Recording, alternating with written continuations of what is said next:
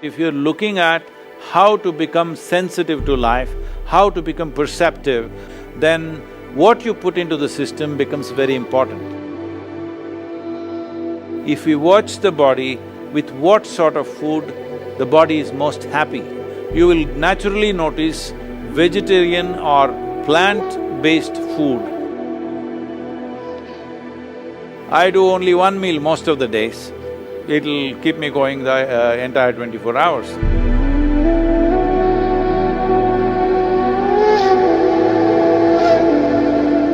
So, could you just explain to me why so many people in India are vegetarian and the importance of food and fruit in your general day-to-day life?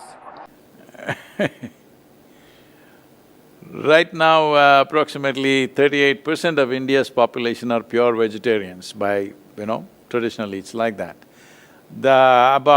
Let's say about 50 years ago, nearly 60% were vegetarians, but Western educated doctors have been telling people, if you don't eat meat, you won't get nourishment, you have to eat some meat.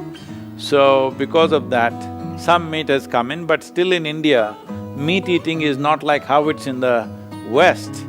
It is only a side dish, even for non-vegetarian people it's only a side dish. But why vegetarianism is, we see if your survival is under threat, your entire life is about survival.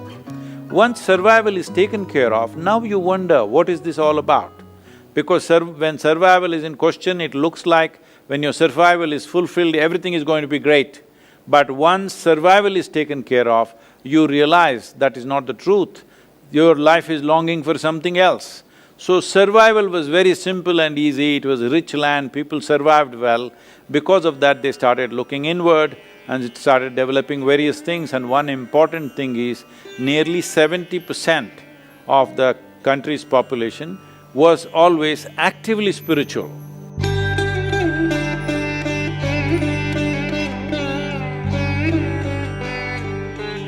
Turning inward was an important part of life.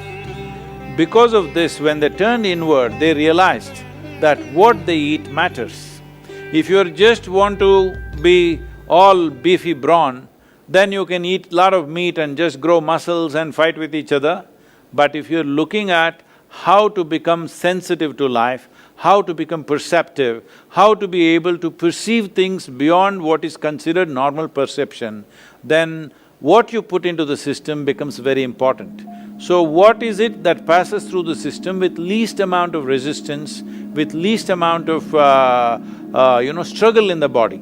So to put this into perspective, let me put it this way. See, if you eat raw meat, for example, in the human system, compared to carnivorous animals, in all the carnivorous animals, the length of the alimentary canal is only 3 times the length of its body approximately.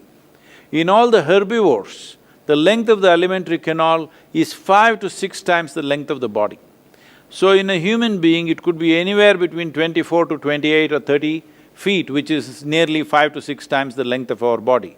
In this kind of alimentary canal, if you put meat, it will travel through this very, very slowly. Approximately, raw meat would take 70 to 72 hours to pass through the system.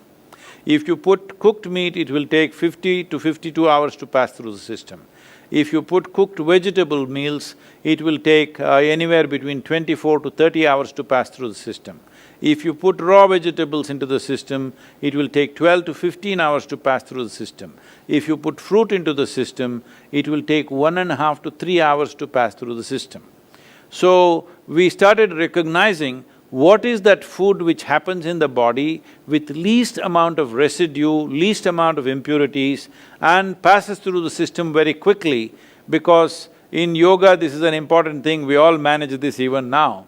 If we eat anything, within 2.5 hours we must be hungry, our stomach must be empty. But we won't eat. Stomach is empty, but we're energetic, so we don't eat. So generally, here in the yoga center, everybody does only 2 meals. 10 in the morning, 7 in the evening, that's it. I do only 1 meal most of the days. If I'm traveling, I may do something else a little bit, but otherwise generally if I am home, I do only 1 meal. So is that in the morning or the evening? I'm just curious.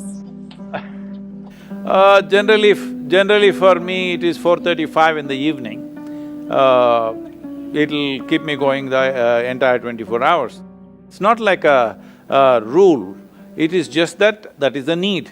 So suppose there is a lot of physical activity on a certain day, then you may eat a small breakfast or you may eat a fruit or something like that. Food is not to be made into a philosophy or a kind of a religious process. Food is the requirement of the body. If we watch the body, with what sort of food the body is most happy, body is most at ease, you will naturally notice vegetarian or plant-based food, body is most comfortable and is at ease.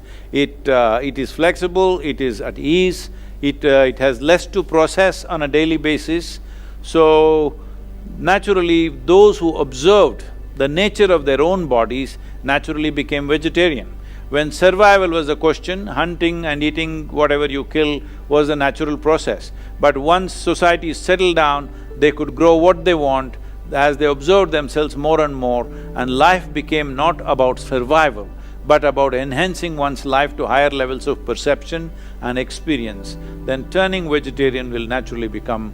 it's a natural process, it is bound to happen everywhere.